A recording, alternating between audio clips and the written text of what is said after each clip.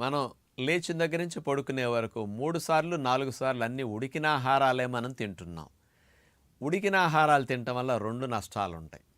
ప్రతిదాన్ని వండి తినటం వల్ల పోషకాలు సకానికి పైగా తగ్గిపోతూ ఉంటాయి. ఇదొక నష్టం.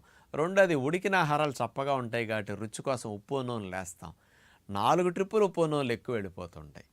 ఆరోగ్యం కావాలి అంటే రోజులో 75% న్యాచురల్ ఫుడ్ తినండి. అంటే ఉదయం 35% ఉడికిన ఆహారం తినకుండా న్యాచురల్‌గా జ్యూసు, మొలకలు లాంటివి. సాయంకాలం పూట కూడా juice, dry nuts, dry fruits, fruits లాంటివి తినండి. మార్నింగ్, ఈవినింగ్ కలిపి 70% రా ఫుడ్ గనక తింటే 75% మీ శరీరానికి కావాల్సిన పోషకాలు న్యాచురల్‌గా ఉదయం, సాయంకాలం మంచి ఫుడ్ ద్వారా వెళ్ళిపోతున్నాయి.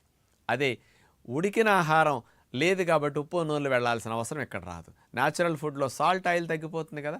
మధ్యాహ్నం ఒక్కసారికే ఉప్పు, నూనెలు ఉడికిన ఆహారం తినండి.